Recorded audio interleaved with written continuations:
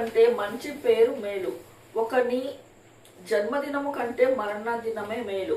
విందు జరుగుచున్న ఇంటికి పోవుట కంటే ప్రలాపించుచున్న వారి ఇంటికి పోవుట మేలు. ఎలా అనగా మరణము అందరికీ వచ్చును కనుక బ్రతుకువారు దానిని మనస్సున పెట్టుదురు. నవ్వుట కంటే దుఃఖపడుట మేలు. ఏలైనగా భిన్నమైన ముఖము హృదయమును గుణపరచును. జ్ఞానుల మనస్సు ప్రలాపించు వారి ఇంటి మీద ఉండును. అయితే బుద్ధిహీనుల తలంపు సంతోషించు వారి మధ్య ఉండును. బుద్ధిహీనుల పాటలు వినుట కంటే జ్ఞానుల గద్దింపు వినుట మేలు. ఏలైనగా బాణ కింద చిటపటయను చిత్తుకుల మంట ఎట్టిదో బుద్ధిహీనుల నవ్వు అట్టిదే. అది వ్యర్థమే. అన్యాయము చేయుట వలన జ్ఞానులు తమ బుద్ధిని కోల్పోదురు. లంచము పుచ్చుకొనుట చేత మనస్సు చెడును. కార్యారంభము కంటే కార్యాంతము మేలు. అహంకారము గలవాని కంటే శాంతము కలవారు శ్రేష్ఠులు. ఆత్రపడి కోపపడవద్దు. బుద్ధిహీనుల అంతరింద్రములే అందు కోపము సుఖ నివాసము చేయును. ఈ దినము కంటే మునుపటి దినములు ఏల క్షేమకరములు అని అడుగవద్దు. ఈ ప్రశ్న వేయుట జ్ఞానయుక్తము కాదు. జ్ఞానము స్వాస్థ్యమంతా యువ యోగము. సూర్యుని క్రింద బ్రతుకు వారికి ఇది లాభము.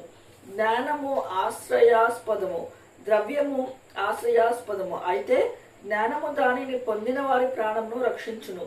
ఇదే జ్ఞానము వలన కలుగు లాభము.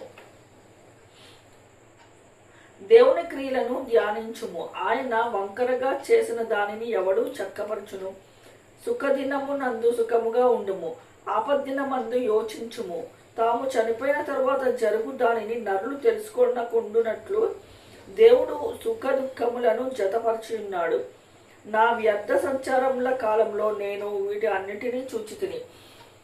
నీతిని అనుసరించి నశించిన నీతిమంతులు కలరు. దుర్మార్గులై ఉండి చిరాయువులైన దుష్టులను కలరు.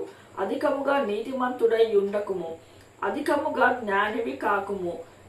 నిన్ను నీవేళ నాశనము చేసుకొందువు. అధికముగా దుర్మార్గము పనులు చేయకుము. బుద్ధిహీనముగా తిరగవద్దు. నీ కాలమునకు ముందుగా నీవేళ చనిపోదు. నీవు దీని పట్టుకొని ఉండుటయు దానిని చేయి విడువకుండునట్లు మేలు. దేవుని యందు భయభక్తులు కలవాడు వాటినన్నిటినీ కొనసాగించును. పట్టణమునందు 10 మంది అధికారుల కంటే జ్ఞానము కలవానికి జ్ఞానమే ఎక్కువైన ఆధారము. పాపము చేయక మేలు చేయుచుండు నీతిమంతుడు భూమి మీద ఒక్కడైనను లేడు. నీ పనివాడు నిన్ను శపించుట నీకు వినపడకుండునట్లు చెప్పుడు మాటలు లక్ష్య పెట్టకము.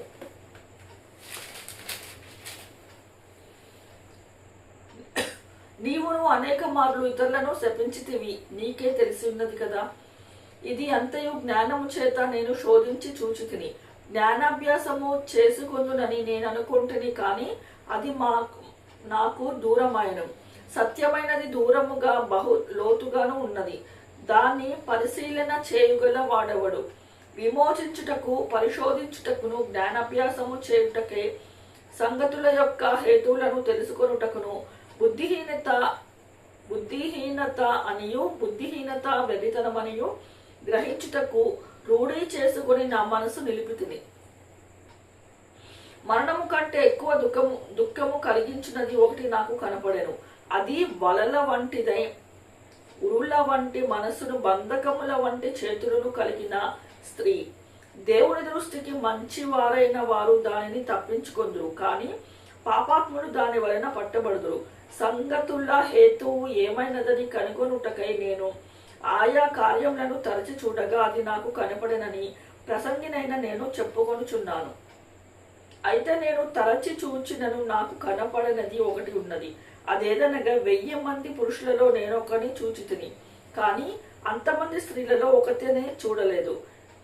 ఇది ఒకటి మాత్రము నేను కనుగొంటిని. అదేదనగా దేవుడు నరులను యథార్థవంతులుగా పుట్టించెను, కానీ వారు వివిధమైన తంత్రములు కల్పించుకొని ఉన్నారు.